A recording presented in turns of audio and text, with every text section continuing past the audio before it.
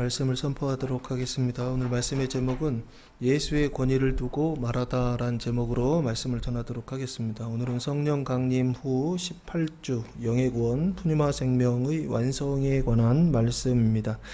예수의 권위를 두고 말하다 복음을 통해 이스라엘의 구원을 이루는 방법을 예수님께서 잘 가르쳐 주셨습니다. 23절 말씀부터 보시면 예수께서 성전에 들어가 가르치실새 대제사장들과 백성의 장로들이 나와 이르되 네가 무슨 권위로 이런 일을 하느냐 또 누가 이 권위를 주었느냐라고 말씀하고 있습니다. 예수께서 성전이라고 하는 것은 예루살렘 성전을 말합니다. 예루살렘 성전은 3번 지어졌는데 첫 번째는 솔로몬 때 솔로몬이 지은 솔로몬 성전이 있고, 두 번째는 수룹바벨 때 포록이 갔다 와서 기완해서 지은 수룹바벨 총독이 지은 성전이 있고, 세 번째 성전은 그게 이제 훼손됐어요. 그래서 예수님 당시에 헤롯이라고 하는 대왕이 이스라엘 사람들의 환심을 사기 위하여, 대제사장들과 장로들의 환심을 사기 위하여 로마식으로 사람의 욕심을 이루기 위하여 지은 성전이 있어요. 그게 바로 헤롯 성전이고, 지금 여기 예수님께서 들어가신 성전은 예루살렘 성전인데 헤롯이 지은 성전이다 라고 보시면 좋을 것 같습니다. 솔로몬 성전이나 수룹바벨 성전은 하나님의 말씀대로 지은 성전입니다. 그래서 하나님의 손이 나타나서 다윗에게 설계도를 주셨고, 그래서 그 준비를 다 다윗이 하고 나서 솔로몬이 지은 성전이에요. 수룹바벨 성전도 그 성전의 영광을 보고 수룹바벨이 지었다고 한다면, 요 헤롯 성전은 하나님의 뜻대로 지은 성전이 아니고 헤롯이 로마의 그 건축 양식을 따라 지었어요. 그래서 사람들이 볼 때는 웅장하고 화려하고 아름다운 성전이었습니다. 그러나 그 안에 하나님께서 성전을 통해서 메시지를 담고 계시거든요. 하나님의 임재에 대한, 언약에 대한 메시지를 담고 있는데, 그 하나님의 말씀은 오히려 담고 있지 않은 성전, 그게 바로 누구의 성전이냐? 이 헤롯의 성전이다 라고 보시면 좋을 것 같습니다. 어쨌든 여기 성전에 들어가 가르치실세라고 말씀하고 있습니다. 이 가르치시는 장소가 어딜까라고 했을 때, 보통 성전 하면 지성소와 성소가 있는 성전이다 라고 그렇게 생각하실 텐데, 예수님께서 요 말씀을 가르치신 성전은 그 성전 그 바깥에라고 보시면 좋을 것 같습니다. 지성소가 있고 성전이 있고, 구조를 좀 설명하면, 그리고 나서 뜰이 있는데 뜰이 셋이에요. 첫 번째 뜰은 백성들이 들어온다 해서 이스라엘의 뜰, 백성의 뜰이 있고요. 그 뜰이 이제 담이 있습니다. 담이 있어서 그 바깥 뜰은 여인의 뜰이다, 여인들이 들어오나 봐요. 여인의 뜰이다 라고 하고요. 그 뜰도 뜰에 담이 있어서 그 바깥에가 하나 더 있습니다. 그러니까 담이 지금 몇 개가 있죠. 그래서 그 여인의 뜰 바깥에 누가 있느냐면 이방인의 뜰이라고 하는 것이 있습니다. 그 이방인의 뜰은 이스라엘 사람들도 있지만 누구도 들어오냐면 이방 사람들도 들어올 수 있는 그런 장소입니다. 그 장소에 크게 보면 동쪽에 솔로몬 행각이라고 하는 곳이 있고, 남쪽에 왕의 행각이라고 하는 곳이 있습니다. 성전을 중심으로 해서 그 왕의 행각은 사두개인들이 중심으로 해서 로마 사람들이 모이던 장소이고, 솔로몬 행각은 바리새인들을 중심으로 해서 이스라엘 사람들이 모여서 하나님의 율법을 토론하고 가르치던 장소였다라고 보시면 좋을 것 같아요. 솔로몬 행각에는 이 주랑이라고 그럴까요? 그 기둥이죠. 기둥이 그 그리스식의 어떤 기둥이 있잖아요. 그 기둥만 쫙 이렇게, 그래서 세워져 있는 곳이다라고 보시면 될 것 같고, 벽은 세워져 있지 않은 곳이다. 그래서 거기에서 지금 예수님께서 가르치셨다라고 그렇게 말씀하고 있습니다. 그러니까 이스라엘 백성들 중에서도 율법에 관심이 많았던 바리새인들이 모이는 그 장소요. 그 장소에서 예수님께서 가르치시면 세상의 학문을 가르치시지는 않았겠죠. 뭘 가르치셨을까요? 하나님의 말씀을 가르치셨겠죠. 성경을 가르치고, 지금 우리가 봤을 때는 구약, 하나님의 율법, 선지자, 이런 것들을 가르치지 않았을까 싶습니다. 그래서 여기 예수님께서 가르치셨던 요 행각을 성경에서 이렇게 명시하고 있더라고요. 요한복음 10장 23절 말씀해 보시면, 이거는 제 생각은 아니고 성경에 그렇게 쓰여 있더라고요. 요한복음 10장 23절 말씀해 보시면 예수께서 성전한 솔로몬 행각에서 거니시니라고 말씀하고 있죠. 이 수전절에 예수님께서 예루살렘에 올라가셔서 그 성전한 그 성전 안에 솔로몬 행각이라는 것이 있죠. 그 행각에서 어떻게 거니셨다, 가르치셨다라고 그렇게 보시면 좋지 않을까. 또 한 구절이 또 있습니다. 사도행전 3장 11절 말씀해 보시면 동일한 단어가 나오고 있습니다. 사도행전 3장 11절 말씀해 보시면 나은 사람이 베드로와 요한을 붙잡으니 모든 백성이 크게 놀라며 달려나아가 솔로몬의 행각이라 불리우는 행각에 모이거늘이라고 하면서 여기서 베드로가 설교를 하죠. 성령 세례 2장에서 사도행전 2장에서 성령 세례를 받고 충만한 이후에 이건 병을 고치는 장면이 나오는데 그 장면에서 이렇게 모이는 장소가 어디냐면 솔로몬 행각이라 불리우는 행각에 모였다라고. 그러니까 여기 이스라엘 사람들이 특별히 율법에 관심이 많은 사람들이 모이던 장소 하면 어디냐 했을 때 성전에서도 이 솔로몬 행각에 모였다는 것입니다. 제사장들은 성전 안에 들어가죠. 근데 일반 백성들은 성전 안에 들어가기가 힘들어요. 제사 드릴 때 외에는 들어갈 수가 없었다라고 보시면 좋지 않을까 싶습니다. 그래서 주로 모이는 곳이 어디냐? 요 솔로몬 행각입니다. 여기에서 가르치실세, 하나님의 율법, 성경을 가르치실세. 그때 이제 두 사람이 나옵니다. 대제사장들과 백성의 장로들이 나와 이르되라고. 복수죠. 대제사장들. 그러니까 대제사장은 제사장의 우두머리다라고 그렇게 보시면 좋을 것 같고요. 그 대제사장의 우두머리는 사두개인이라고 하는 그 문중이거든요. 지파거든요. 그러니까 제사장의 문중이 사두개인들입니다. 그래서 그 사두개인의 우두머리다, 제사장의 우두머리다. 그 사람이 누구냐면 대제사장들이다라고 그렇게 보시면 좋을 것 같고요. 요 대제사장들과 백성의 장로들이라고 돼 있죠. 이 백성이라고 하는 것은 이스라엘 백성의 장로들을 얘기합니다. 그 장로들이 몇 지파죠? 이스라엘이 12지파죠. 그래서 이스라엘 12지파의 장로들이라 보시면 돼요. 대표들이다, 우두머리다라고 그렇게 보시면 됩니다. 그래서 이 대제사장들과 장로들이 모인 그 모임이 있어요. 그 모임을 뭐라고 하느냐? 대표들의 모임이죠. 우두머리들의 모임인데 그 모임을 사내들인 공회라고 아마 들어보셨을 것입니다. 그 사내들인 공회라고 하는 그 회원이 누구냐? 대제사장들과 백성의 장로들이다라고 보시면 됩니다. 이 사내들인 공회는 뭐 하는 것이냐? 이스라엘의 최고 의결기관이다, 통치기관이다라고 보시면 좋을 것 같고요. 통치기관이라고 하는 것은 우리나라는 그 상권이 분립되어 있죠.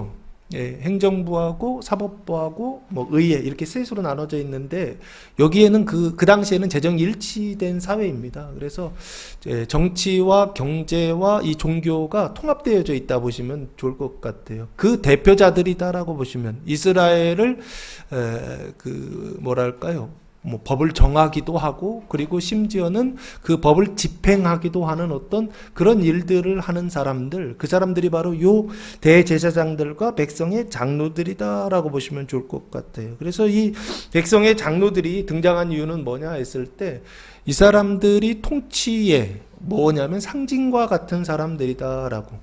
그러니까 이스라엘이라고 하는 나라를 통치하는데 그 상징적인 존재들, 그 근거가 되는 존재들이 바로 누구냐? 이 사람들이다라는 것입니다. 그래서 어떤 일을 할 때에 우리나라 같은 경우에도 얼마 전에도 보니까 밤에 새벽에 잠을 제가 이렇게 자다가 깼는데 깜짝 놀랐어요. 누가 막 뭐를 부시는 건지 뭐 이렇게 하시는지 새벽에 4시쯤인 것 같은데 그러시더라고요. 그래서 제가 경찰에 전화를 해야 되나? 그런 생각을 했었어요. 밤이에요. 새벽인데 누가 술을 드셨는 건지 어쨌든 그렇게 하시더라고요. 근데 그 경찰이라고 하는 거, 경찰에 전화해서 경찰이 와서 그래서 사람을 이렇게 잡아가는데 그 잡아갈 때에 그 공권력이라고 그러잖아요. 그 공권력은 그 경찰이 힘이 세서 있는 건가요? 아니죠. 그 공권력은 누가 준 건가요? 간접적으로, 직접적으로는 나라에서 정부에서 주는 거잖아요. 그런데 엄밀하게 보면 근본적으로는 누가 주는 겁니까? 이게 국민들이 주는 것이죠. 국민들이 나라의 정부에 어떻게 해요? 힘을 주고 권위를 인정해 주는 거잖아요. 그리고 그 정부나 그 나라에서 누구에게요? 이 뭐 검찰이라든지 경찰이라든지 이런 사람들한테 이 권위를 주잖아요. 그러니까 결국에 경찰이 총을 갖고 다니면서 사람들을 이렇게 뭐 체포하거나 잡아가거나 할 수 있는 어떤 그런 힘은 어디로부터 나오는 것이냐라고 했을 때 결국에는 국민들로부터 나오지만 직접적으로는 나라에서 주는 것이다라고 이렇게 보시면 좋지 않을까. 지금 그 나라요. 그 나라를 대표하는 사람들이 대제사장들과 장로들이다. 백성의 장로들이다라고 하는 것입니다. 그럼 이 사람들이 무슨 일을 하느냐?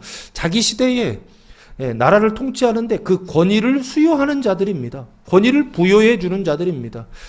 그 나라의 권위를 주는 사람들, 그 사람들이 바로 요 대제사장들과 장로들입니다. 백성의 장로들인데 그 사람들이 가까이 나와 이르되 가까이 접근했다는 것입니다. 와서 얘기하는데 네가 무슨 권위로 이런 일을 하느냐? 또 누가 이 권위를 주었느냐라고 말씀하고 있어요. 네가 무슨 권위로, 첫 번째 질문이 두 가지죠. 첫 번째 질문은 네가 무슨 권위로 이런 일을 하느냐입니다. 권위라고 하는 단어가 엑수시아라고 하는 단어인데 특권, 힘, 지배, 영향력이라고 하는 것입니다. 이런 일이라고 하는 게 뭐냐면 여기에서 바로 앞에 보시면 오늘 본문 마태복음 21장 1절에 보시면 예수님께서 예루살렘 입성하시는 장면이 나와 있습니다. 마태복음 21장 1절에 보시면 예루살렘에 들어가시다라고 돼 있죠. 그래서 이거 예루살렘 성에 들어가신다, 입성하신다라고 하거든요. 그리고 나서 12절에 보시면 입성하셔서 하셨던 첫 번째 일이 뭐냐? 성전을 깨끗하게 하시는 일을 하셨다라고 말씀하고 있습니다. 성전을 깨끗하게 하셨다는 것을 한자로는 성전 정화 사건이다. 정화, 깨끗하게 하시는 사건을 일으키셨다. 이 일을 행하셨다라고 하는 것입니다. 그래서 여기 12절 말씀해 보시면 예수께서 성전에 들어가서 성전 안에서 매매하는 모든 사람들을 내쫓으시며 돈 바꾸는 사람들의 상과 비둘기 파는 사람들의 의자를 둘러 엎으시고 라고 말씀하고 있습니다. 여기 보시면 돈 바꾸는 사람들이 나오죠. 성전 안에서 매매하고 돈 바꾸는 사람들의 상과 비둘기 파는 사람들, 짐승 파는 사람들이 나오죠. 이 사람들이 성전 안에 있을 수 있었던 이유는 뭐다? 이게 이제 하나님께 드리는 제사요. 제사를 드리는 제물인데 제물을 어떻게 해요? 각 나라에서 가지고 오려면 힘드니까 성전 안에서 팔면 조금 더 낫겠죠. 그래서 항상 그렇잖아요. 성전 안에서 이렇게 물건을 팔면 조금 더 많이 받을 수 있겠죠. 사람들한테. 그걸 허락해 준 거예요. 누가요? 레위 사람들이요. 네, 성전에 문지기들이 있거든요. 그게 레위 사람들이고요. 그 레위 사람들을 총괄한다 그럴까요? 통할한다 그럴까요? 이 사람들이 제사장들입니다. 그러니까 그 제사장들의 우두머리가 대제사장이고요. 이게 딱 카르텔이 형성돼 있어요. 어떤요? 여기서 장사해서 이득을 남기면 얘들도 가져가지만 누구한테요? 위에 상납하는 것입니다. 상납해서 최종 누가 가져가는 거냐면 대제사장들과 아마 백성의 장로들이 가져가지 않을까 싶어요. 근데 그 양이 어마어마합니다. 매년 하나님께 제사를 드리고 매일 상번제를 하나님께 제사를 드리기 때문에 그 안에서 재물을 사서 그 재물 있잖아요. 양이나 짐승들이나. 그리고 돈도 로마나 다른 나라의 돈을 가지고 와서 못 쓰니까 성전에서 쓰는 돈으로 환전해야 되거든요. 그러니까 환전할 때 거기에서 또 차익을 남기겠죠. 그러니까 재물 팔아서 또 남기고 환전해서 또 남기고 해서 그 안에서 남는 그 수익의 대부분은 뭐 상인들이 가져가겠지만 그 반은 누가 가져가느냐면 이 종교 지도자들이 가져간다. 종교인들이 가져간다라고 보시면 되지 않을까. 그 얘기는 무슨 얘기입니까? 그 당시에 종교적으로 정치적으로 이스라엘이 어떻게 되었다? 아주 썩었다는 것이죠. 부패했다라고 하는 것을 보여주는 아주 중요한 일이 아닐까. 예수님께서 그래서 예루살렘 들어가셔서 첫 번째 하신 일이 그 썩은 이스라엘이죠. 부패한 이스라엘을 깨끗하게 하시는 일을 예수님께서 하셨다. 여기요. 네가 무슨 권위로 이런 일을 하느냐 할 때 이 이런 일은 가르치시는 일일 것입니다. 근데 뭘 가르치셨느냐 했을 때 율법을 통하여 말씀을 통하여서 성전을 깨끗하게 하시는 일을 가르치시지 않았을까 싶습니다. 그런데 실제로 하신 일은 뭐냐 했을 때 성전을 정화하시는 사건, 성전을 깨끗하게 하시는 사건을 일으키셨다라고 보시면 좋지 않을까 싶어요. 그 대표적인 일이 뭐냐 했을 때 둘러 엎는 겁니다. 예수님의 모습 속에서 이런 모습, 온화한 모습들만 생각해야 되잖아요. 근데 예수님 그렇지 않습니다. 하나님의 성전에 들어가셔서 난장판을 지금 만들어 놓으셨어요. 그 나름의 질서가 있었는데 들어가셔서 상을 엎으시고 그 환전상들의 돈을 막 집어 던지시고 가가지고서 어찌 보면은 깽판을 쳤다고 해야 되나요? 이거? 거의 그런 식이에요.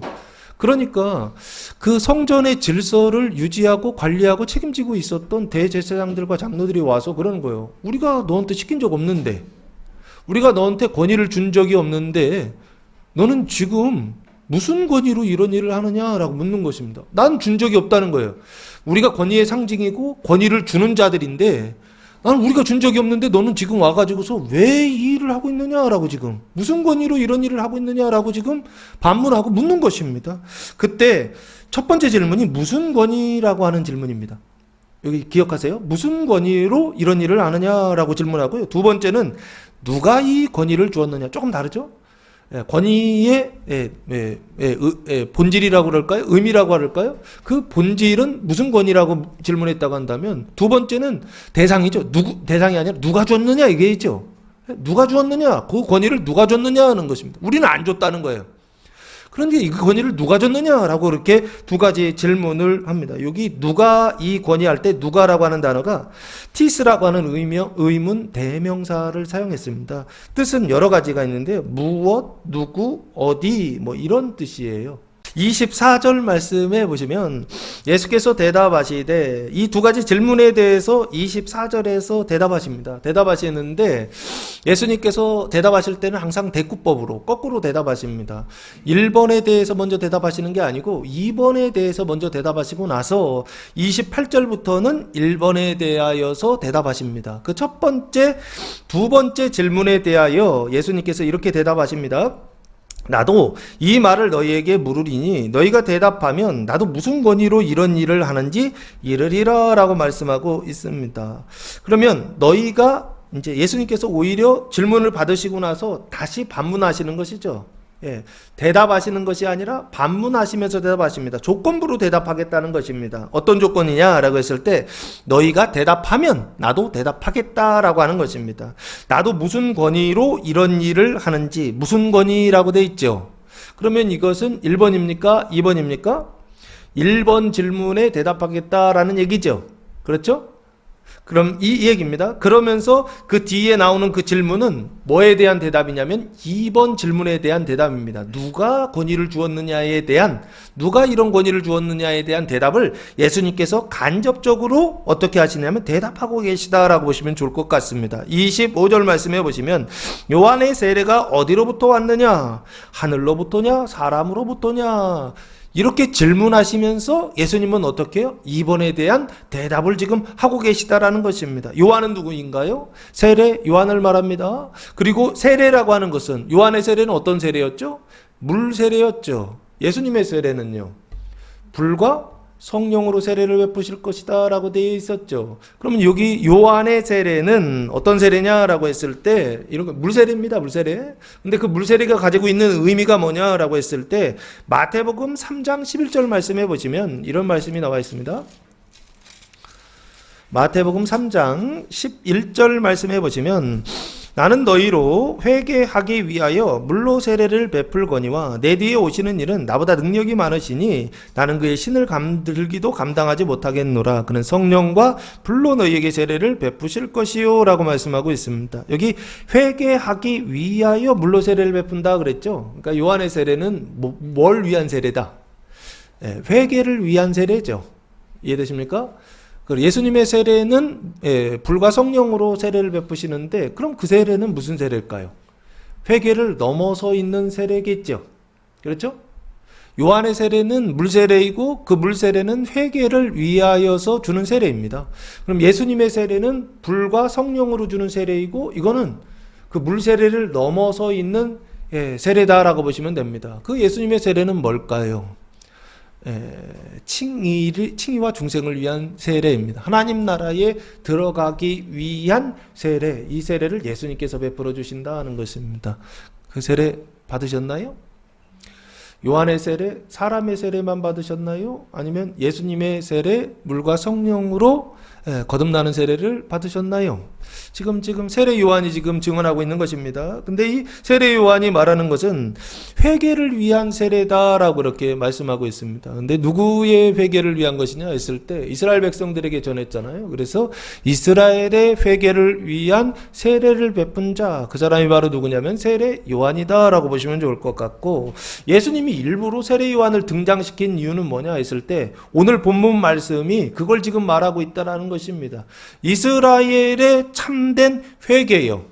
그게 주제예요. 이스라엘의 참된 회개는 어떻게 되는 것이냐를 이걸 대답해 주고 싶으셨던 것 같아요. 이 권위라고 하는 논쟁을 통해서 이스라엘이 회개를 해야 되는데 이스라엘이 회개하는 그 방법이 뭐냐라고 하는 걸 가르쳐 주고 싶으신 것 같아요. 사람들이 생각할 때 회개라고 하는 것은 자기 잘못을 뉘우치는 거 정도를 회개라고 생각합니다. 그러나 세례 요한이 말하는 회개는 그 정도의 회개를 말하는 것이 아닙니다. 그거보다 훨씬 더 뛰어난 넘어서는 회개를 지금 말하고 있습니다. 자기를 넘어서는 회개예요. 그래서 자기를 넘어서는 회개를 말하는 것입니다. 그래서 하나님 나라의 백성이 되는 그 회개를 지금 요한의 세례가 어디로부터 왔느냐라고 예수님께서 물으시더라라고 하는 것입니다. 여기 어디라고 하는 단어가 포덴이라고 하는 단어를 사용했는데 뜻이요, 무엇, 누구, 여러 가지 뜻이 있습니다. 근데 여기 장소를 어디로부터 왔느냐라고 돼 있죠. 누구로부터 왔느냐라고 그렇게 보시면 번역하면 좀 더 낫지 않을까 싶습니다. 제가 조금씩 차이가 좀 있더라고요. 여기를 어디 하면 장소라고 자꾸 생각하거든요. 그러면 장소보다는 누구, 이것도 어디, 장소로 보셔도 되고 누구, 사람으로 보셔도 좋지 않을까. 출처를 지금 이야기하는 것입니다. 어디로부터 왔느냐. 그러면서 예수님께서 사지선다형처럼 두 가지를 예수님께서 객관식으로 내세요. 첫째는 하늘로부터 왔느냐, 두 번째는 사람으로부터 왔느냐라고 물으셔요. 이 하늘이라고 한 단어가 우라노스라고 하는 뜻인데요. 스카이하고 좀 다릅니다. 영어로는 헤븐이라고 그러고요. 헬라어로는 우라노스인데 한국말로 번역할 때는 하늘이라고도 번역하는데 원래 조금 구분해서 천상이라고 그렇게 번역합니다. 이 번역하는 이유는 뭐냐면 하나님이 계신 처소라고 하는 개념입니다. 여기는 눈에 보이는 물리적인 하늘을 얘기하는 것이 아니라 하나님이 계시지 않는 영적인 하늘을 지금 말하고 있는 것입니다. 그래서 그 하늘을 성경에서는 뭐라고 표현하고 있느냐? 우라노스라고 하는 단어로 표현하고 있습니다. 영어로는 헤븐이라고 하는 단어로 사용하고 스카이라고 하는 단어를 사용하지 않습니다. 자, 어쨌든 여기 하늘로부터 왔느냐라고 예수님께서 물으세요. 그리고 두 번째는 사람으로부터 왔느냐라고 그렇게 물으세요. 그 얘기는 요한의 회개가 누구로부터 왔느냐라고 물으시는 거예요. 그 물음을 통해서 지금 뭘 말하고 싶으냐? 나의 권위가 어디로부터 왔는지, 누가 주셨는지를 지금 말하고 싶으신 거예요. 예수님께서 지금 행하시고 있는 그 권위는 너희가 준 거 아니다라는 것이죠. 예루살렘 성전 안에서의 모든 권위는 누가 주는 것이냐? 대제사장들과 백성의 장로들이 주는 것입니다. 그런데 그거는 눈에 보이는 사람들이 주는 것이죠. 그리고 여기 물으신 거예요. 하늘로부터 오는 권위가 있고 사람으로부터 오는 권위가 있는데 요한의 그 회개는 어디로부터 왔느냐 했을 때 사람들은 한 번도 들어보지 못한 것이죠. 하늘로부터 온 권위가 있다라고 하는 것, 이것을 예수님께서 지금 대답하고 싶으셨던 것입니다. 우리가 눈에 이 세상을 살면서 세상에 사는 이게 전부인 줄 알아요. 그래서 그런 거 있잖아요. 살다 보면 나이가 들면 들수록 허리가 꼬부러지고 힘들어지지 않습니까? 왜 힘들죠? 젊었을 때는 중력을 이길 수 있는 힘이 있기 때문에 그런 것입니다. 그렇죠? 우리가 물리적으로 중력이 있다라고 하는 거 눈에 보이지 않지만 그냥 중력이 있다라고 하는 거 다 알지 않습니까? 그리고 심지어는 그거 인정하지 않습니까? 이렇게 이렇게 사과가 있는데 사과가 이렇게 땅에 이거 만유인력의 법칙이라고 그래가지고 물리학에서 난리가 난 거 아닙니까? 지금은 그렇지 않지만 그럼 이게 중력이란 말이에요. 중력이요. 중력이 있어서 결국에는 물체를 놓았을 때 밑으로 떨어지는 거 아닙니까? 다 인정하잖아요. 그리고 이것을 우리가 경험하잖아요. 체험하잖아요. 그렇죠? 그런데 영적인 중력이 있다는 거 아십니까? 하나님의 중력이 있다는 거 아십니까? 자연적인 중력이 있지만, 지구가 가지고 있는 중력이 있지만 그 중력 외에 하나님이 주시는 중력이 있다라고 하는 거, 이거 알고 계시나요? 우리가 지구 안에 있을 때 그 중력에 받아서 달에 갔을 때는 4분의 1의 중력이라고 그러죠. 뭐 달력이겠네요. 그렇죠? 그것도 중력이라고 해야 되나? 예, 달에 힘을 가지고 있잖아요. 그래서 여기보다도 점프했을 때 조금 더 높이 뜰 수 있잖아요. 그렇죠? 4분의 1밖에 안 되니까. 예? 눈에 보이는 물리적인 중력이 있는 것처럼 눈에 보이지 않는 영의 중력이 있다는 것입니다. 하나님의 중력이 있다라고 하는 것입니다. 그래서 우리가요, 하나님 나라가 임하기 전에는요, 그냥 이 자연적인 중력 속에서 삽니다. 근데 하나님의 나라가 임하였을 때, 이 자연적인 중력 속에서만 살다가 하나님 나라가 임하였을 때 새로운 중력을 경험하게 됩니다. 자, 어쨌든, 자, 여기요. 하늘로부터냐, 사람으로부터냐라고 했을 때, 권위라고 하는 것이 하늘로부터 오는 권위가 있고, 사람으로부터 오는 권위가 있는데, 이 영의 중력도 좀 체험해 보셨으면 좋겠다라는 뜻으로 말씀을 드린 겁니다. 이거 경험해 보지 않으면 이게 뭔지 모릅니다. 이 세상의 나라밖에 모르는 사람들은 천국이 뭔지 모릅니다. 하나님께서 다스리신다라고 하는 것이 뭔지 모릅니다. 믿음이 뭔지도 모르고 회개가 뭔지도 모릅니다. 다 눈에 보이는 것으로 다 해석합니다. 그리고 그걸 가지고만 이해를 하려고 합니다. 그러나 신앙이 말하는 그것은 좀 다릅니다. 전혀 다른 차원에서의 힘이 있다는 것입니다. 권위가 있다라고 하는 것입니다. 그런데 예수님의 권위는 어디로부터 온 거냐? 너희가 준 거 아니다라는 것이죠. 하늘로부터 온 권위다라고 하는 거. 예수님께서 지금 그걸 말씀하고 싶으셨던 것이 아닌가 싶습니다.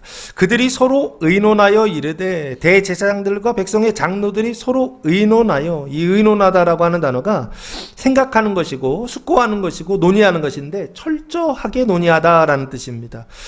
서로 자기들끼리 말하는 것입니다. 이제 대답을 해야 되니까, 만일 하늘로부터라 하면 어찌하여 그를 믿지 아니하였느냐 할 것이요.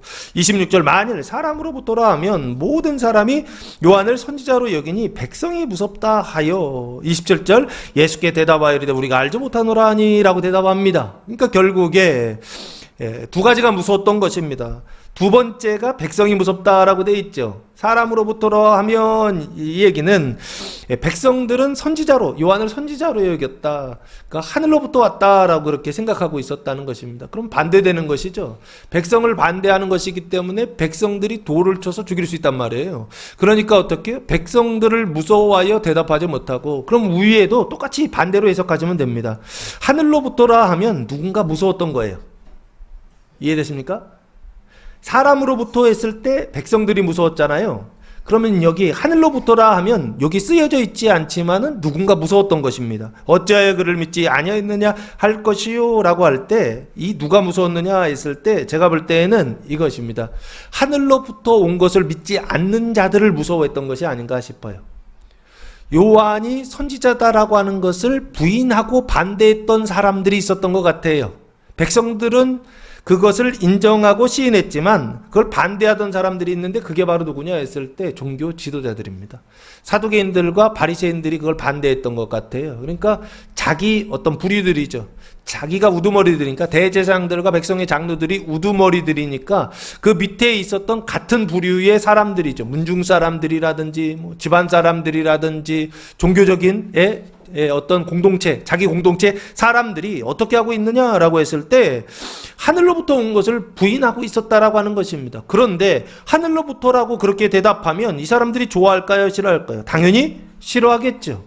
그래서 어떻게 해요? 어찌하여 그를 믿지 아니하였느냐 할 것이요 라고 하면서 예수님께서 공격할 것을 걱정하여 대답하지 못하고, 그리고서 26절, 만일 사람으로부터라 하면 대답하면 모든 사람이 요한을 선지자라. 모든 사람이라고 하는 것은 이스라엘 백성들을 말합니다.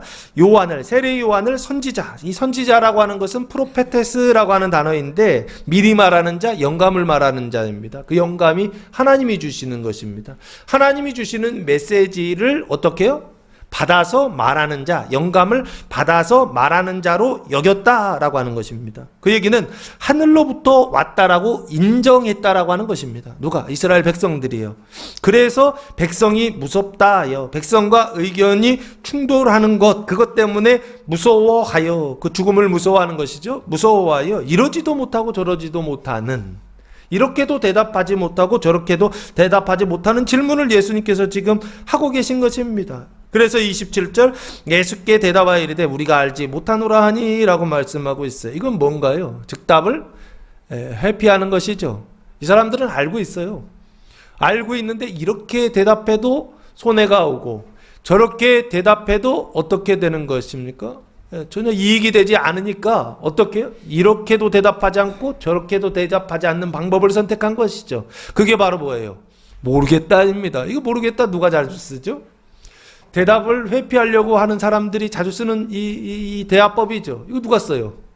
정치인들이 쓰는 대화법 아닌가요? 예, 지금 대제장들과 장로들이 대답을 지금 회피하고 있습니다. 예수께서 이르시되 나도 무슨 권위로 이런 일을 하는지 너희에게 이르지 아니하리라 라고 말씀하고 있습니다. 무슨 권위로 하면서 23절에 그 1번 질문이죠. 무슨 권위로 이런 일을 하는지 너희에게 이르지 아니하리라 말씀하시면서 대답하지 않겠다, 즉답하지 않겠다라고 말씀하시면서 그러면서 어떻게 해요?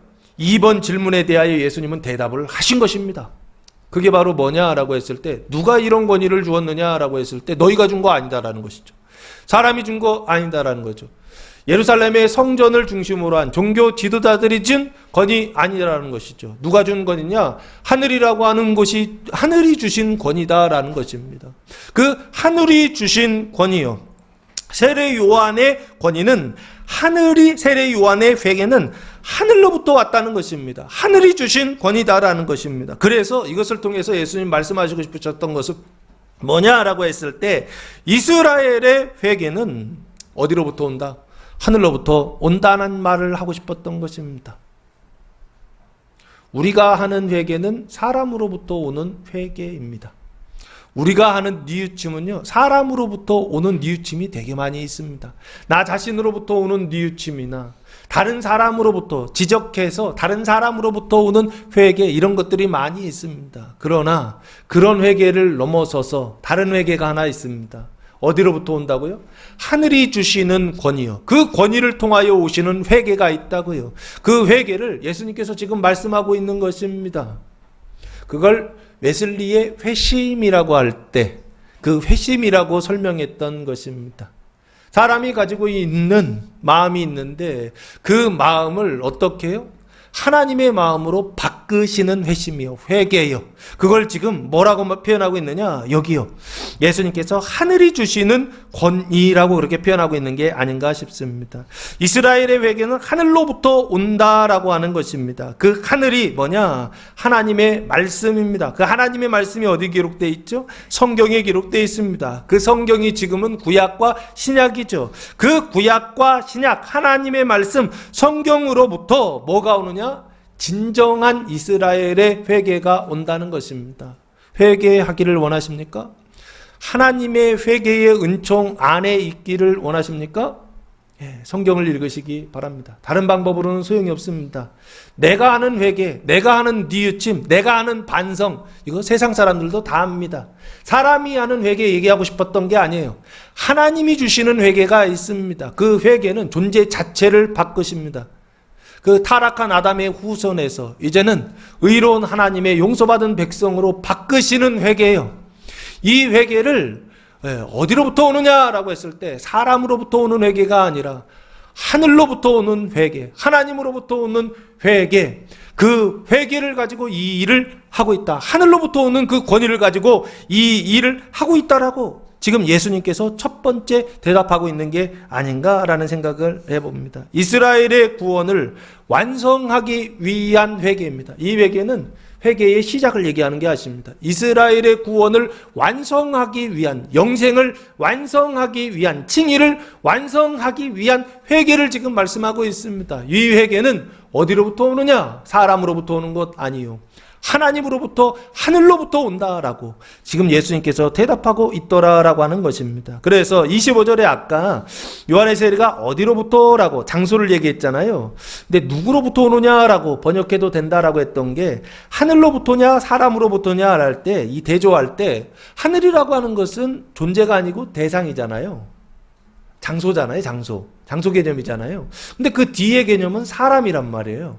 그럼 사람과 대조하려면 하늘이라고 표현하는 것보다는 하나님이라고 표현하는 게 더 존재적 개념으로 표현하는 게 더 맞지 않는가라는 생각을 해봅니다. 그래서 여기 하늘이라고 하는 것을 하나님이냐 사람이냐 뭐 이렇게 예수님의 질문을 받아도 좋지 않을까라는 생각을 했던 것입니다. 누가 그 권위를 주느냐라고 했을 때 이스라엘의 회개를 위한 참된 회개를 위한 그 권위, 힘, 영향력을 주시는 분은 누구냐 했을 때 사람 아니다라는 거죠. 너희들 아니다라는 것이죠. 누가 주시느냐?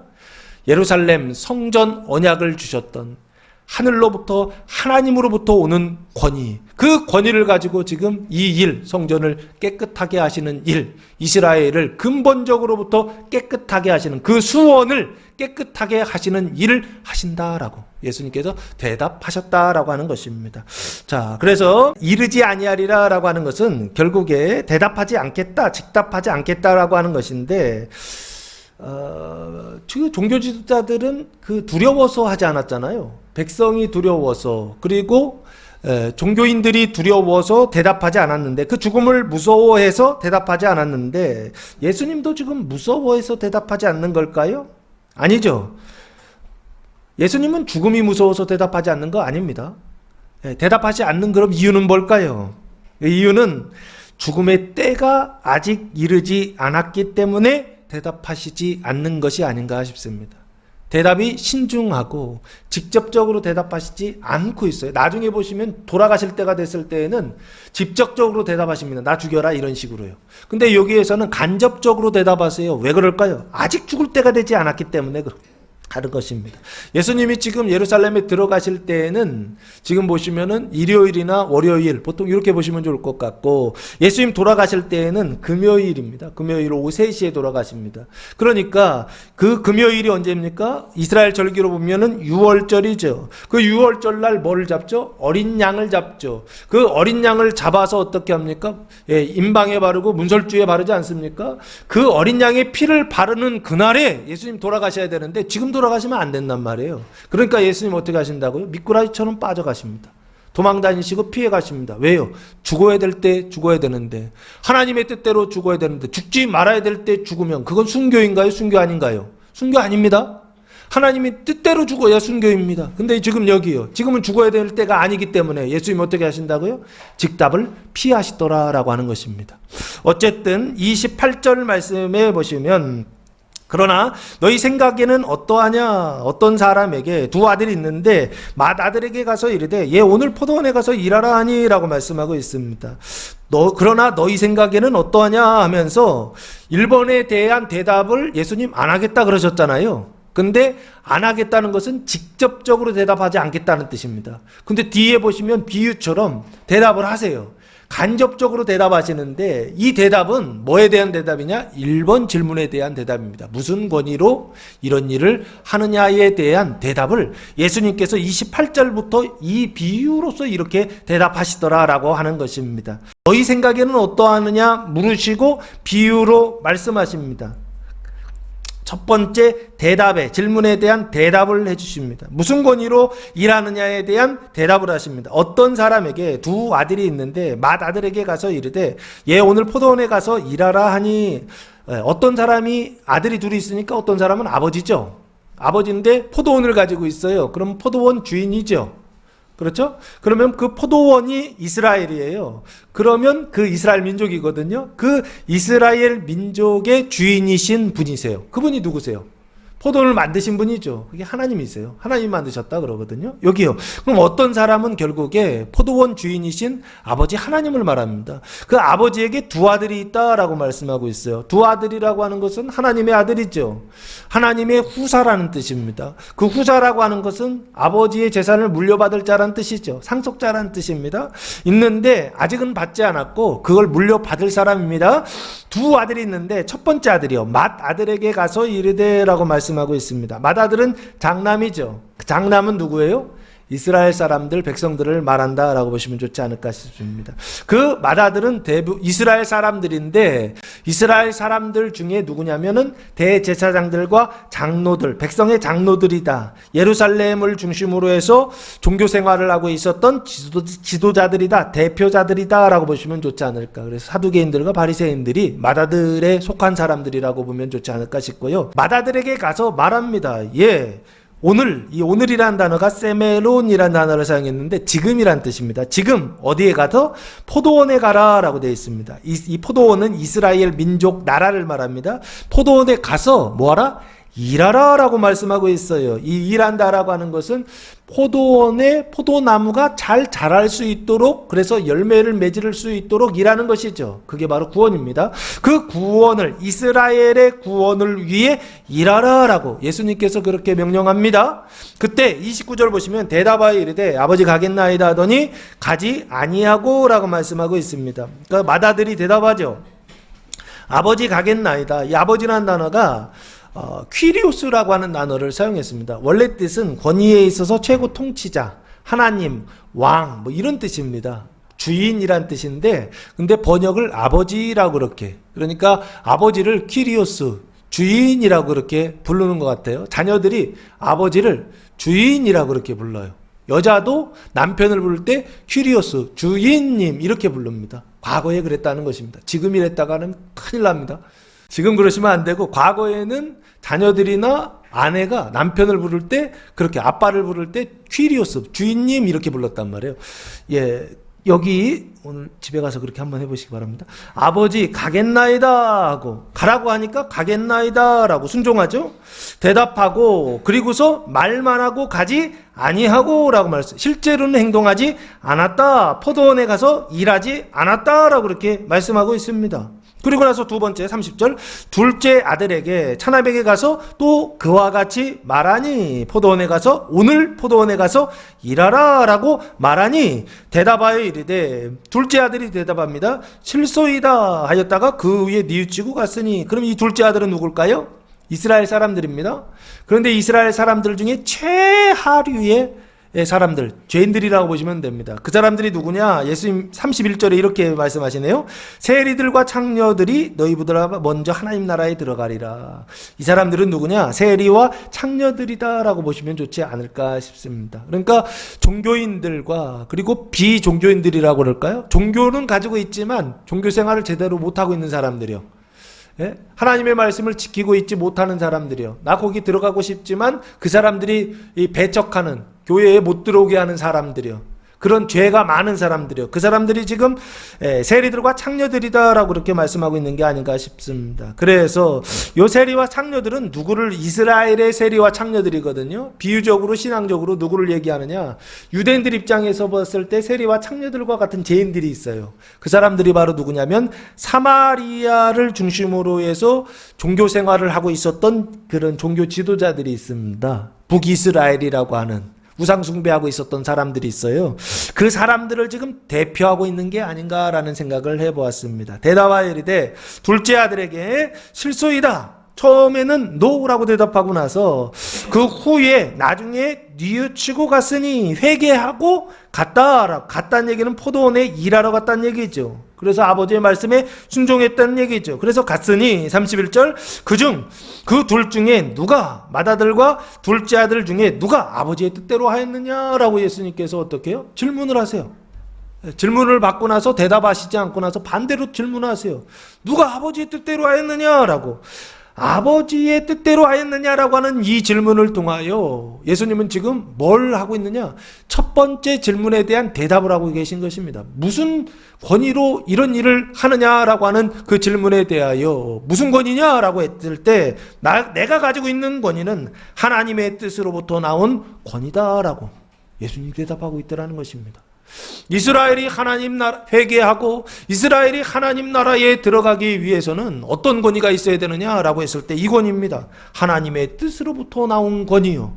이 권위가 있을 때 어디에 들어가느냐? 하나님 나라에 들어간다라고 예수님께서 대답하고 있고, 그 하나님 나라에 들어가는 하나님의 뜻으로부터 나온 권위를 사용하여 지금 어떻게요? 성전을 깨끗하게 하는 일을 하고 있다라고 예수님께서 대답하고 있더라라고 하는 것입니다. 이르되 둘째 아들이니이다. 대제사장들과 장로들이 대답합니다. 둘째 아들이 아버지의 뜻대로 하였습니다 라고 대답합니다. 예수께서 그들에게 이르시되 내가 진실로 너희에게 이르노니 세리와 장로들이 너희보다 먼저 하나님의 나라에 들어가리라 라고 말씀하고 있습니다. 그래서 요 아버지의 뜻은 결국에 딜레마라고 하는 단어를 사용했는데 결정, 선택입니다. 그래서 이 아버지의 뜻은 하나님의 뜻입니다. 하나님의 선택과 결정에 따라서 어떻게 된다고요? 이스라엘이 어디에 들어가느냐 했을 때 하나님 나라에 들어간다, 영생에 들어간다라는 얘기를 지금 하고 있는 것입니다. 그럼 반대로 생각하면 누구의 선택이요? 사람의 딜레마가 있습니다. 사람의 선택과 사람의 결정에 따라 사람이 어디에 들어간다? 행복에 들어간다, 낙원에 들어간다라고 사람들은 생각하고 세상은 그렇게 가르칩니다. 우리가 사는 이 지구에 살고 있는 사람들은요, 대부분 다 자기의 선택과 자기의 결정에 따라 자기 인생 책임지며 살아야지 하면서 그렇게 살고 있어요. 어떻게 해요? 무거운 짐을 지면서 살아가고 있습니다. 행복에 들어가기 위하여, 낙원에 들어가기 위하여, 그 기쁨과 평안과 그 즐거움의 상태로 들어가기 위하여 열심히 선택하고 열심히 신중히 선택하고 결정하고 그렇게 살고 있지 않습니까? 진로를 선택할 때 이제 결혼도 해야 되잖아요. 사람을 선택할 때, 내가 무엇을 선택하고 결정할 때 사람의 선택과 결정에 따라서 어디에 들어간다고요? 그 낙원에 들어간다고 우리는 생각합니다. 그래서 잘 선택하려고 하지 않습니까? 그렇죠? 태어나는 것과 죽는 것은 선택할 수 없다고 가리킵니다. 그러나 사람이 선택할 수 있는 것이 있다고 한다면 뭘 선택하느냐? 이 결혼이요. 중요한 것들 중에 가장 중요한 게 결혼이라고 그럽니다. 그런데 이건 사람이 선택할 수 있다라고 생각하더라고요. 이게 오해이고 이게 착각입니다. 태양이 동쪽에서 떠서 서쪽으로 지면 태양이 움직인다라고 생각하는 것과 똑같습니다. 지구 중심적인 생각이요. 자기 중심적인 생각이요. 그 생각의 가장 핵심이 뭐냐? 사람의 뜻대로 어떻게 해요? 사람은 어디에 들어간다? 낙원에 들어간다라고 하는 생각입니다. 이게 천동설과 똑같은 것입니다. 자기 중심적인 생각입니다. 그 생각 때문에 어떻게 해요? 사람은 낙원에 들어갈 수 있다고 생각하며 열심히 일하지만 결국에 낙원에 들어가지 못하고 어디에 들어간다? 결국에는 지옥에 들어갑니다.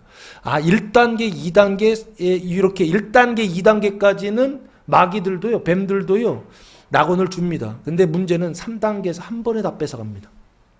그리고 어떻게 해요? 그곳에 폭삭, 지을 수 없는, 내가 질 수 없는 짐을 지게 합니다. 그래서 쓰러지게 하고 낙심하게 하고 결국에는 어떻게 해요? 죽게 하고 멸망해서 지옥에 데려가는 일. 그 일을 하는 게 이게 뱀들이 하는 일입니다. 언제예요? 이 사람의 뜻이요. 예수님 말씀하신 무슨 권위로 이런 일을 하느냐라고 했을 때 하나님의 뜻으로 이런 일을 한다라고 지금 말하는 것입니다. 하나님의 뜻으로부터 나온 권위요.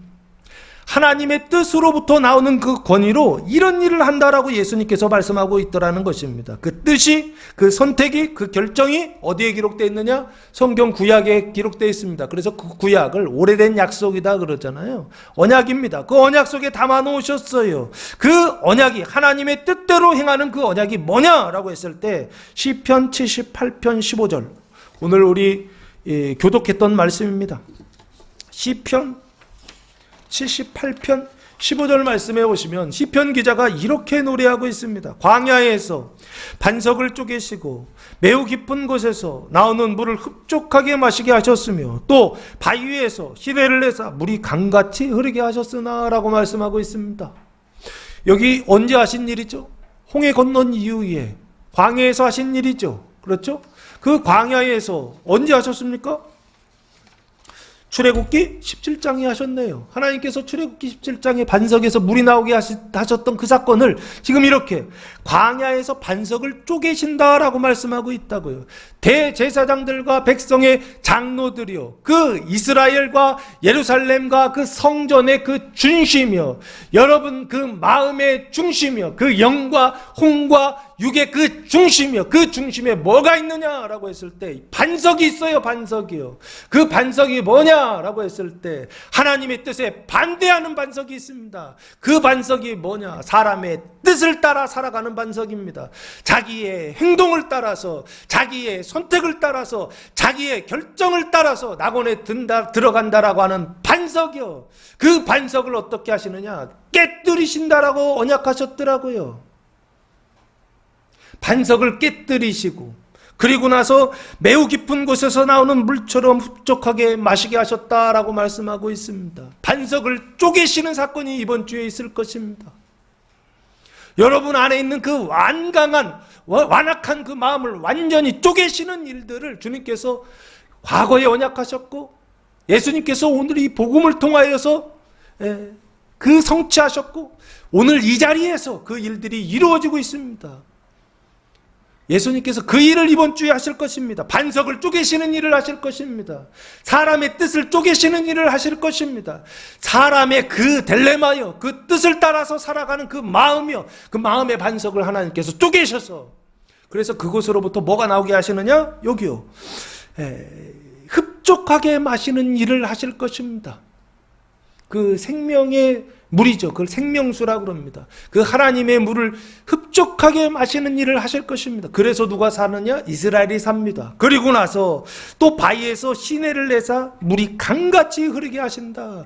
그게 이제 흘러서 밖으로 흘러가는 것이죠. 그래서 누구요? 이제는 내가 마시는 게 아닙니다. 누가 마십니까? 강이 흘러가면 강가에 있는 나무들이 마시겠죠. 흘러서 어디까지 가느냐? 바다까지 간다라고 성경이 언약하고 있습니다. 에스겔서예요. 그래서 죽었던 바다, 사망의 바다가 살아날 것을 하나님께서 언약하셨고, 지금 예수님께서 지금 뭐 하시고 계시느냐? 반석을 쪼개시고, 그래서 생수를 마시게 하시고, 그리고 생명의 강이 흘러가게 하시는 그 일을 예수님께서 지금 그 일을 하고 계시더라는 것입니다. 오늘 본문 말씀이 쉽지만 무진 어렵습니다.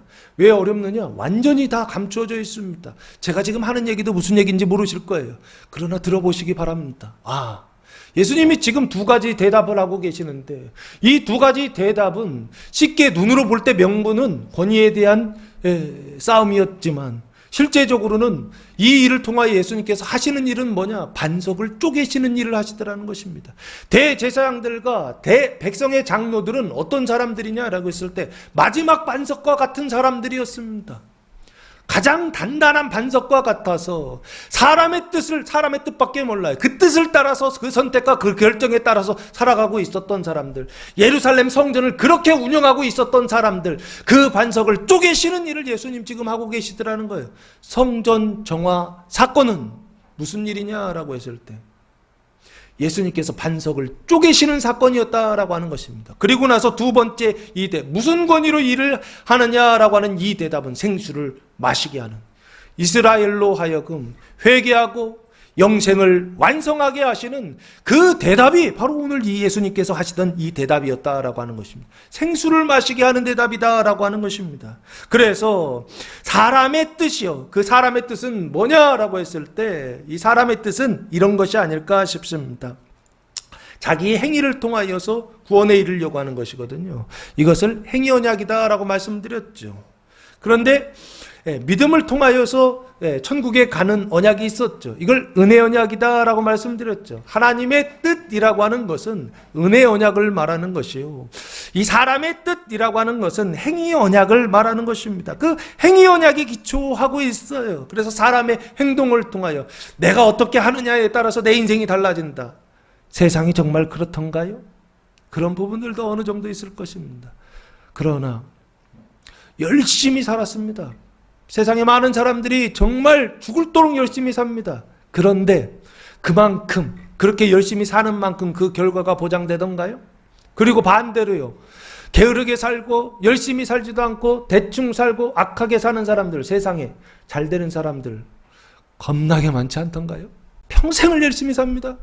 그 선택을 잘하고 결정을 잘하고, 그래서 낙원에 들어가려고 얼마나 노력하는지 몰라요. 그래서 우리가 얻는 것들이 어느 정도 있기는 있습니다. 그러나 그 사람의 선택과 결정에 따라 살아간다라고 하는 자기의 뜻, 사람의 뜻이요, 세상의 뜻이요, 그것을 어떻게 해요? 쪼개신다고요. 그리고 어디로부터 오는 권위요? 하나님 주시는 권위요, 하나님의 뜻으로부터 오는 권위요. 그건 뭐냐라고 했을 때 믿음으로 구원받는다라고 하는 권위입니다. 그게 지금 하나님의 뜻대로 하였느냐라고 할 때 그 뜻을 말하는 것입니다. 그리스도의 행위를 통하여, 엄밀히 보면은 둘 다 행동하는 것입니다. 그리스도의 행위를 어떻게 하는 거냐면 믿음으로 구원받는다라고 하는 은혜 언약으로 바꾸시는 그 일을 지금 예수님께서 두 번째, 첫 번째 질문에 대한 대답으로서 두 번째 이렇게 말씀하고 계시더라라고 하는 것입니다. 아버지의 뜻대로 하였느냐? 아버지의 뜻으로부터 나온 권위로 이런 일, 성전을 깨끗하게 하시고 성전을 정화하시고 성전을 새롭게 하시고 성전을 어떻게 완전히 무너뜨리시고 하나님의 성전을 지으시는 그 일들을 하신다라고 예수님이 이렇게 간접적으로 대답하고 계시더라라고 하는 것입니다. 예수께서 그들에게 이르시되 내가 진실로 너희에게 이르노니, 아멘이란 단어입니다. 진실로 너희에게 이르노니 세리와 창녀들이 너희보다 먼저 하나님의 나라에 들어가리라. 세리는 세금 징수원입니다. 그 당시에 이스라엘이라는 나라는 로마의 식민지였습니다. 그래서 이 세금 징수원은 지금 좋잖아요. 근데 그 당시에는 민족 반역자다라고 그렇게 보시면 좋습니다. 그 민족 반역자들과, 그러니까 이스라엘 사람들 입장에서는 죄인 중에 죄인이죠. 세리들과 창녀들은 몸을 파는 여자들입니다. 매춘 행위를 하는. 그래서 신앙적으로 보면은 신앙적인 매춘은 뭐냐? 우상 숭배를 하는. 그래서 몸으로 볼 때는 몸을 팔고, 눈으로 볼 때는 몸을 팔고, 신앙적으로 볼 때는 우상 숭배를 하는 창녀들이 너희보다 먼저 어디에 들어간다? 하나님의 나라에 들어가리라 라고 예수님께서 대답하고 있습니다. 여기 먼저 하나님 나라에 들어간다는 얘기는 너희도 들어간다는 얘기죠. 언제요? 나중에요. 이스라엘의 지도자들 너희도 나중에 하나님 나라에 들어갑니다. 근데 여기 들어가리라 라고 하는 단어는 미래형으로 쓰여 있잖아요. 원래는 프로아고라고 하는 단어를 사용했는데 원래 원어에는 이게 이제 문법으로 갔을 때 프로라고신이라고 하는 단어를 사용했더라고요. 우신이라고 하는 단어가 현재 능동태거든요. 그러니까 현재예요. 미래형이 아니라 현재예요. 그러면 현재로 번역하면 어떻게 해요? 먼저 하나님 나라에 뭐한다? 들어가리라? 아니죠. 현재로 번역하면 들어간다는 얘기죠. 들어가죠?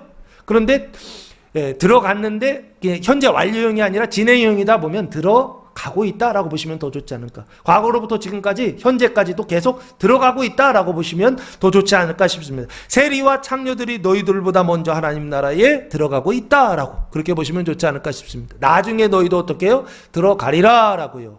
근데 그 들어가는데 어떻게 들어가느냐? 예수님께서 그 반석을 쪼개셔서 생수를 마시게 하시는 그 권위를 통하여 너희도 어떻게 해요? 이 사람들도 하나님 나라 천국에 들어가지만 너희도 그 천국에 들어가게 될 것이다 라고 하는 것을 지금 예수님께서 말씀하고 싶으신 것이 아닌가 싶습니다. 세리와 창녀들을 대상으로 지금 이 말씀을 하시는 게 아니에요. 그 나라에 들어가지 않는 대제사장들과 장로들을 대상으로 놓고 말씀하시는 것입니다. 얘들은 들어가는데 너희는 왜 안 들어가느냐라는 것이죠. 안타까움이 그 안에 있습니다. 너희도 구원 받으라라는 것입니다. 그런데 어떻게 구원받는다고요? 사람의 뜻으로 나오는 권위요. 그걸로 구원받는 게 아니라 누구의 뜻으로요? 하나님의 뜻으로부터 나오는 권위요. 그 하나님의 뜻이 어디에 기록됐다고요? 성경에 기록되어 있잖아요. 그 성경의 그 권위로부터 나오는 그 권위로부터 사람은 어디에 들어간다고요? 천국에 들어간다라고 말씀하고 있습니다. 성경이 끊임없이 말씀하고 있습니다.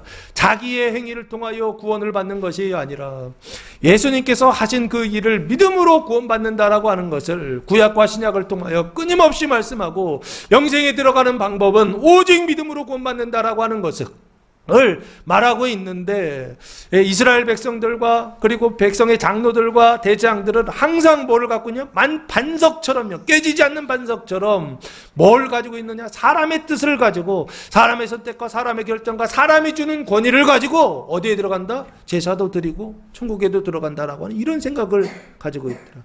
이게 아마 종교적인 자리를 넘어서지 못하는, 교회는 나오는데 교회만 다니고 있는, 그래서 낙원엔 들어가지 못하고 천국엔 들어가지 못하는 사람들을 예수님께서 대상으로 해서 지금 말씀하고 있는 게 아닌가 싶습니다. 거기 머물러 있지 말라는 것입니다. 거기에 계속 서 있지 말라는 것입니다. 어디로 넘어와라? 하나님의 나라로 넘어오라는 것입니다. 걸어오라는 것입니다. 들어오라는 것입니다. 근데 어떻게 해요? 너희 힘으로 하는 것 아니다라는 것입니다. 사람의 뜻으로 하는 것 아니다라는 것, 사람의 결정으로 하는 것 아니다라는 것입니다. 누구의 권위요? 하늘로부터 오는 권위요. 아버지의 뜻으로부터 오는 권위요. 그 권위가 너희를 어떻게 한다? 반석을 쪼개고 생수를 마시고 그 생수의 강이 흘러가게 하실 것이다 라고 구약에 언약해 놓으셨고, 지금 예수님께서 그걸 성취하고 계시다라고 하는 것입니다. 32절 말씀해 보시면, 요한이 의의 도로 너희에게 왔거늘, 세례 요한이 의의 도, 길이죠, 수단으로 너희에게 왔다라고 말씀하고 있습니다. 의의 도라고 하는 것은 디카이오시네라고 하는 것인데, 의에 들어가는 길이다라고 하는 뜻은 아닙니다. 의로 방향을 돌이키는 회개의 수단으로 왔다라고 하는 뜻입니다. 그래서 죄사함을 받게 하는 회개의 세례다라고 요한을 정의할 때 그렇게, 요한의 역할은 거기까지입니다. 회개하는 데까지예요. 디카이오시네라고 하는 의에 도달한다는 뜻이 아니고 의에 도달하기 위한 회개예요. 그 회개의 도로 너희에게 왔거늘이라고 말씀하고 있어요. 그러면 그 회개의 도를 넘어가면 그 다음은 어디로 갈까요?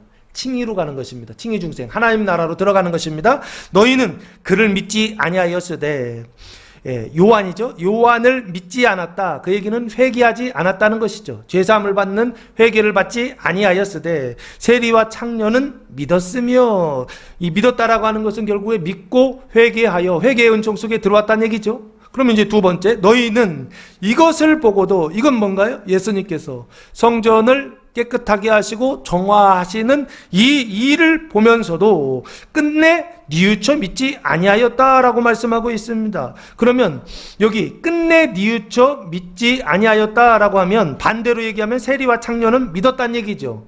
그럼 이 사람들이 믿고서 들어간 곳은 어딜까요? 이게 칭의, 중생의 은총이다, 구원의 은총이다, 이것을 영생이다라고 그렇게 설명하고 있는 것입니다.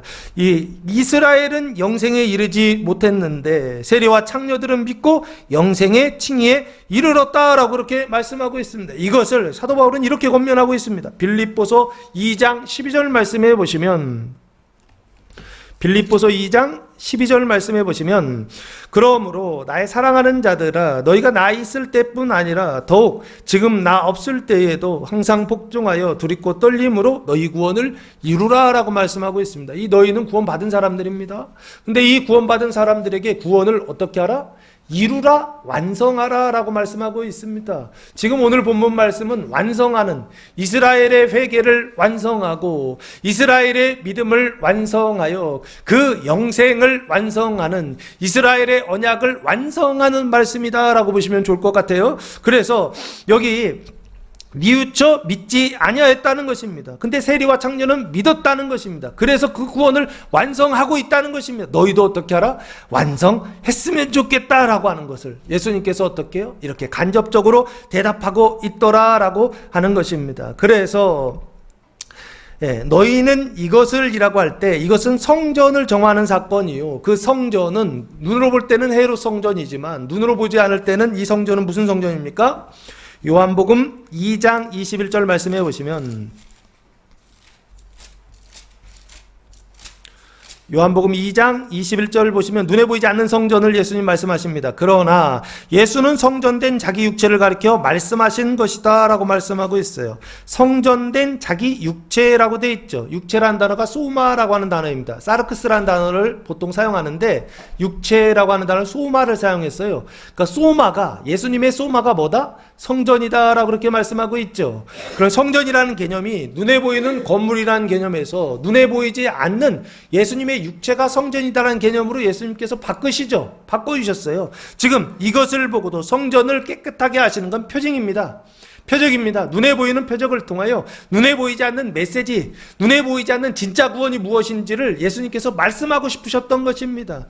눈에 보이는 성전 깨끗하게 하시는 그것을 통하여 눈에 보이지 않는 성전을 깨끗하게 하시고 정결하게 하시고 거룩하게 하시는 그 일이요, 그 일을 끝내 믿지 아니하였다. 믿지 않았다라고 하는 건 영접하지 않았다, 받아들이지 않았다라고 하는 것입니다. 그래서 뭐를 받아들이지 않았느냐 그랬을 때, 소마요, 그리스도의 몸된 교회 소마 공동체를 받아들이지 않았다라고 하는 것, 성전을 깨끗하게 하시는 분이 예수님이시다라고 하는 것이요, 반석을 쪼개시고 생수가 흘러가게 하시고 생수를 마시게 하시고 생수를 흘러가게 하시는 성전 정화 사건, 이 일을 일으키시는 이 권위를 가지신 예수님을 뭐하지 않았다? 믿지, 끝내 뉘우쳐 믿지 않았다라고 하는 것입니다. 그 얘기는 무슨 얘기예요? 너희는 믿지 않았으나 나는 결국에 십자가에 달려 돌아가심으로 믿게 하실 것이다 라고 하는 것을 말씀하고 있는 것이 아닌가. 사람은 대제사장들과 이 백성의 장로들처럼 그 안에 반석이 있어요. 그 안에 완악한 마음이 있습니다. 그 완악한 마음의 핵심은, 내용은 무엇이냐라고 했을 때 행위 언약입니다. 사람의 행위를 통하여 사람의 뜻으로 어떻게 그 선택과 결정으로 낙원에 들어간다라고 하는 이 반석이 우리 안에 있다고요. 반석과 같은 깨지지 않는 생각이, 마음이 우리 안에 있다고요. 근데 그것을 예수님이 어떻게 하셔? 깨뜨리셔서, 그래서 생수를 마시게 하셔서 그 생수의 강이 흘러가게 하실 것이다라고 하는 것을 오늘 본문이 예수님을 통하여서 성취되고 있다라고 하는 것을 가르쳐주고 있더라라고 하는 것입니다. 사랑하는 성도 여러분, 사람으로부터 오는 권위가 아니라 하늘로부터 오는 권위, 사람의 뜻이 아니라 하나님의 그 뜻으로부터 오는 권위를 통하여 반석은 쪼개진다라고 하는, 반석은 깨진다라고 하는 사실을 기억하시고 하나님 하시는 그 일을 믿음으로 말미암아 이번 한 주간 반석이 깨질 것입니다. 완악한 마음이 깨질 것입니다. 남편의 마음이 깨지고 아내의 마음이 깨지고 자녀들의 마음이 깨질 것입니다. 하나님이 그것을 깨뜨리실 때 나쁘다 생각하지 마시고 믿고 받아들여서 하나님 감사합니다. 사람의 뜻으로부터 나오는 그 권위를 따라 살아가는 것이 아니라 하나님의 뜻으로부터 나오는 그 권위가 우리 가정 안에 임하심을, 하나님 나라가 임하심을 감사합니다. 찬양하며 하나님께 영광 돌리며 그 구원을 받아 누리는, 그 영생을 이루는 성도들 되시기를, 이제는 더 이상 빼앗기지 않는 성도들 되시기를 예수님의 이름으로 축원합니다. 기도하겠습니다. 사랑과 은혜가 풍성하신 아버지 하나님, 감사와 찬송과 영광을 올려드립니다. 이번 주간 성령이 나타나는 예수의 권위를 두고 말하다 복음이 선포될 때 그 말씀을 믿고 따름으로 반석을 쪼개시고 생명수를 마시게 하시고 그 물을 강같이 흐르게 하시는 하나님의 은혜가 충만한 교회와 성도들 되게 하옵소서. 이제는 우리 주 예수 그리스도의 은혜와 하나님 아버지의 무한하신 사랑하심과 성령의 교통하심이 사랑하는 성도들 머리 위에와 가정 위에와 교회 위에 이제로부터 영원토록 함께 하시기를 간절히 축원하옵나이다. 아멘.